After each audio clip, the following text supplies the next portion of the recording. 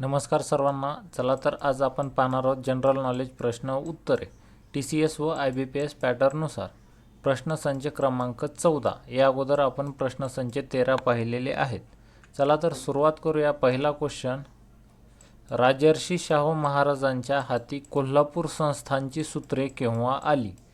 तर या प्रश्नाचं उत्तर आहे 1894 मध्ये राजर्षी शाहू महाराजांच्या हाती कोल्हापूर संस्थानची सूत्रे आली.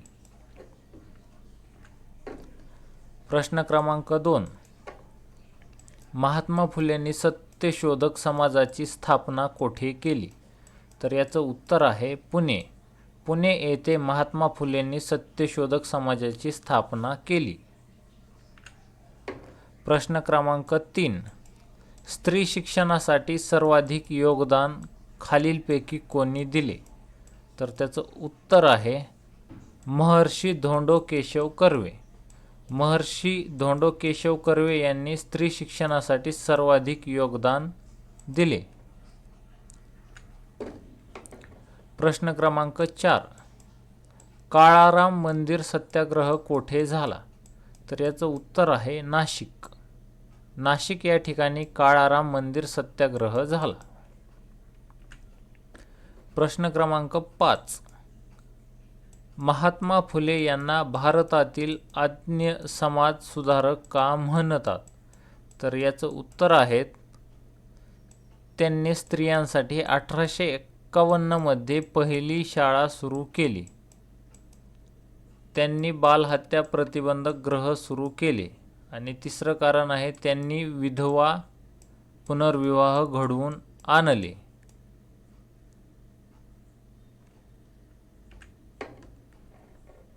प्रश्न क्रमांक 6, महात्मा ज्योतिबा फुले यांनी गुलामगिरी हे पुस्तक कोणत्या जनतेस समर्पित केले आहे? तर त्याचं उत्तर आहे अमेरिकन.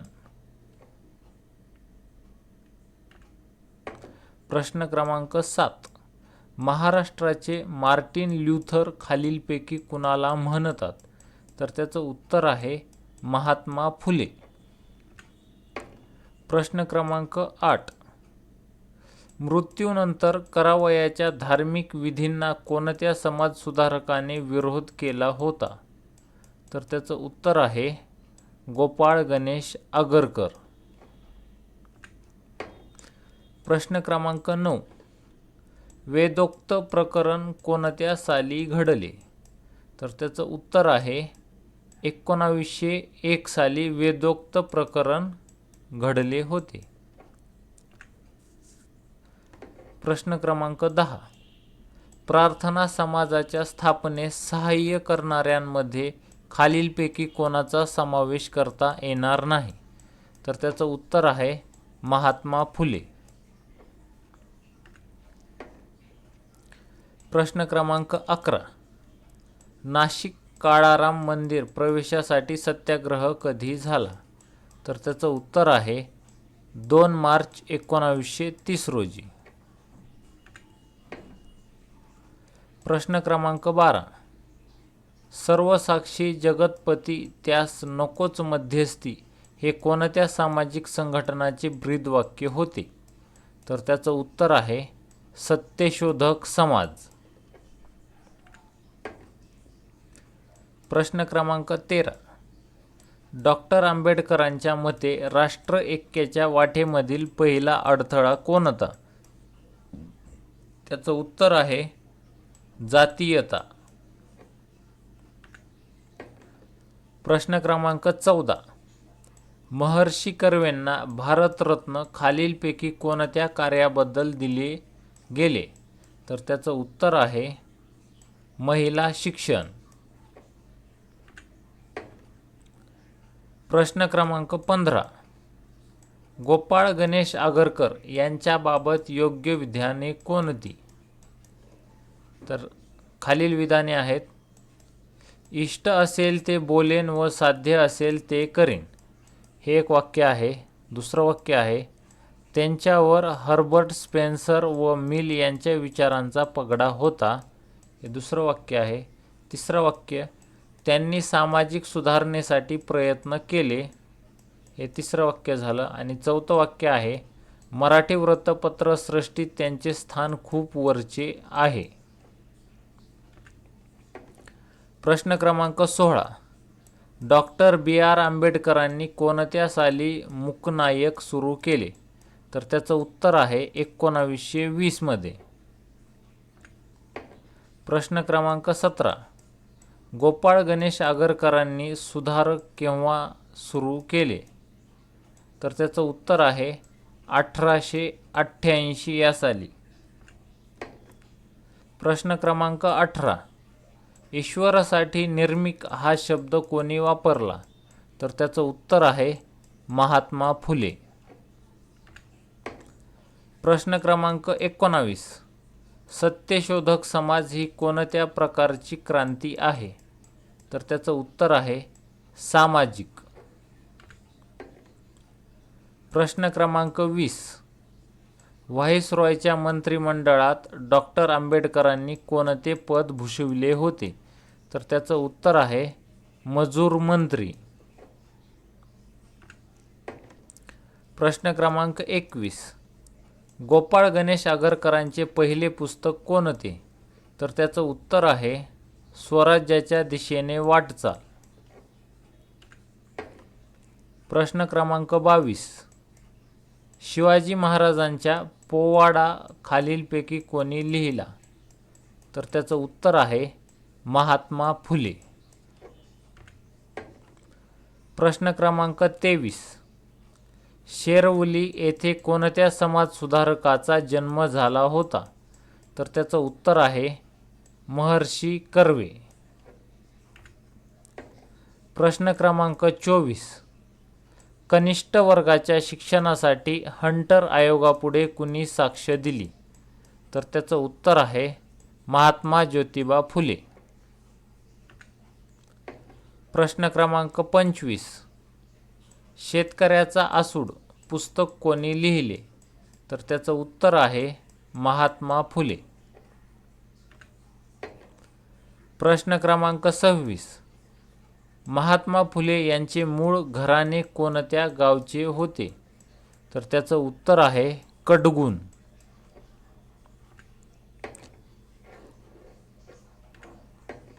प्रश्न क्रमांक 28. लोकमान्य टिळकांनी मराठा हे वृत्तपत्र कोणत्या भाषेतून सुरू केले? तर त्याचं उत्तर आहे इंग्रजी भाषेमध्ये. प्रश्न क्रमांक 29. महर्षी कर्वेंनी महाराष्ट्र ग्राम शिक्षण मंडळ ही संस्था केव्हा स्थापन केली? तर त्याचं उत्तर आहे 1936 साली. प्रश्न क्रमांक 30. महात्मा फुलेंनी पुण्यामध्ये मुलींसाठी पहिली शाळा कोठे काढली? तर त्याचं उत्तर आहे बुधवार पेठेमध्ये.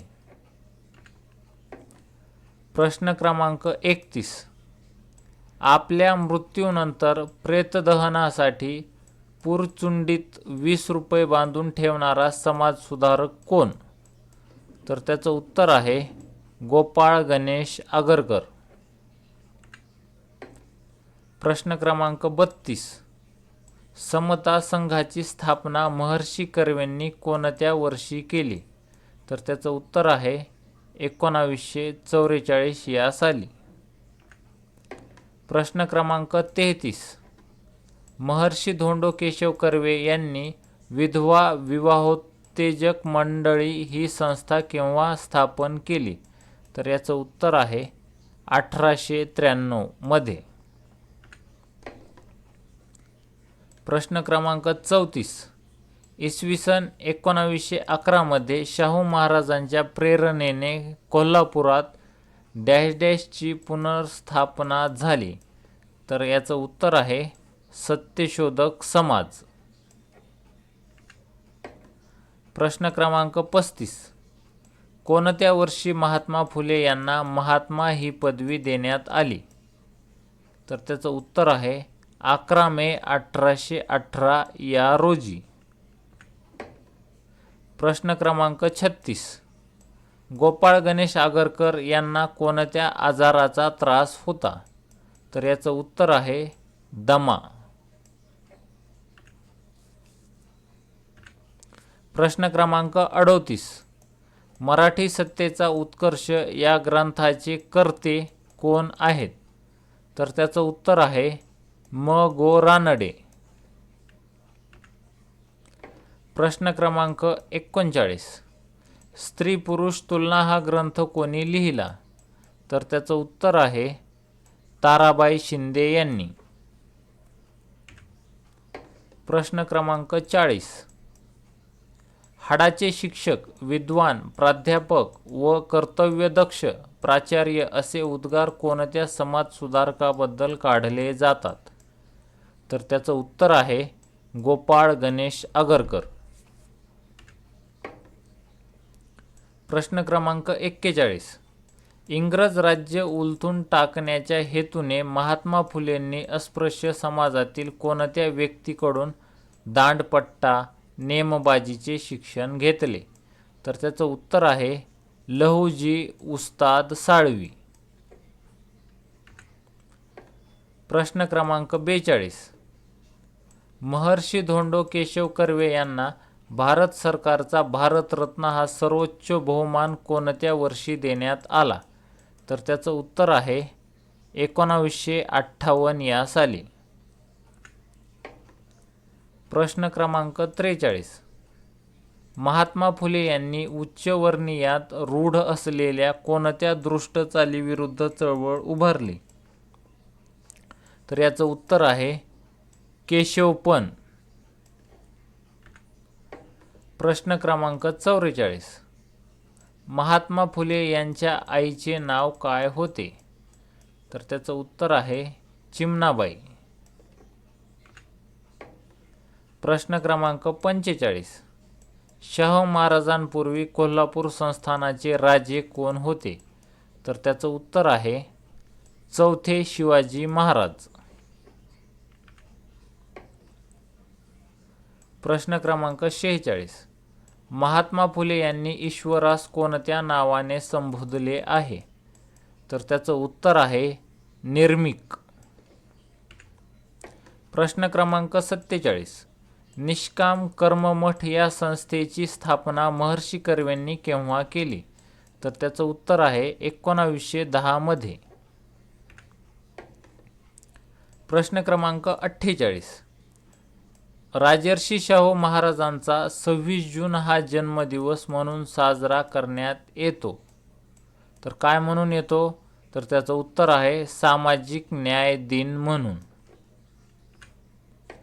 प्रश्न क्रमांक 49. महात्मा फुले 1876 ते 1882 या कालावधीत कुठल्या नगरपालिकेचे सभासद होते? तर त्याचं उत्तर आहे पुणे. प्रश्न क्रमांक 50. महात्मा फुले यांनी खालीलपैकी कोणते नाटक लिहिले? तर त्याचं उत्तर आहे तृतीय रत्न. तृतीय रत्न हे महात्मा फुले यांनी नाटक लिहिलेले आहे. असेच नवनवीन व्हिडिओ पाहण्यासाठी आमच्या चॅनलला लाईक करा, सबस्क्राईब करा व बेल आयकॉनवर प्रेस करून ऑल सिलेक्ट करा, म्हणजे असेच नवनवीन व्हिडिओ टाकल्यानंतर तुम्हाला त्याचं नोटिफिकेशन मिळत जाईल. थँक्यू, धन्यवाद. भेटूया अशाच नवनवीन व्हिडिओमध्ये. चॅनलला सबस्क्राईब जरूर करा. थँक्यू.